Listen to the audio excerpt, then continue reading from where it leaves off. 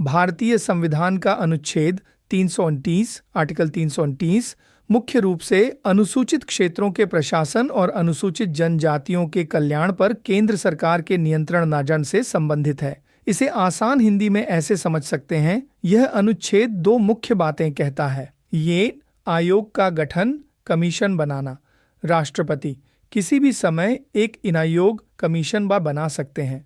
इस आयोग का काम यह देखना होगा कि राज्यों में अनुसूचित क्षेत्रों स्केड्यूल्ड एरियाज का शासन प्रशासन कैसा चल रहा है और अनुसूचित जनजातियों स्केड्यूल्ड ट्राइब्स के लोगों का कल्याण भलाई कैसे हो रहा है।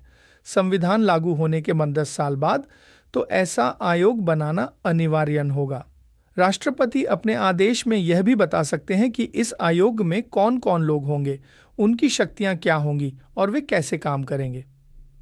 उदाहरण के लिए सरकार को यह पता लगाना है कि आदिवासी इलाकों में शिक्षा, स्वास्थ्य और बुनियादी सुविधाएं कैसी हैं और आदिवासियों के लिए बनी योजनाएं ठीक से लागू हो रही हैं या नहीं। इसके लिए राष्ट्रपति एक कमीशन बना सकते हैं जो इन सब की जांच करके अपनी रिपोर्ट देगा। 2. केंद्र सरकार का राज्यों को निर्देश देने का अधिकार। 3 कि केंद्र सरकार राष्ट्रपति के माध्यम से किसी भी राज्य को निर्देश डायरेक्शंस दे सकती है।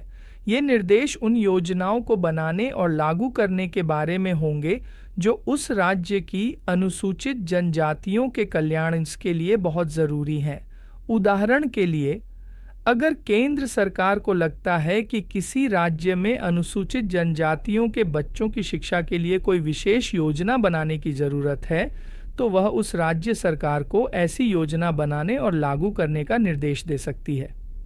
संक्षेप में, अनुच्छेद 319 का मकसद यह है कि केंद्र सरकार अनुसूचित क्षेत्रों और अनुसूचित जनजातियों के हितों की रक्षा और उनके कल्याण के लिए सक्रिय भूमिका निभा सके।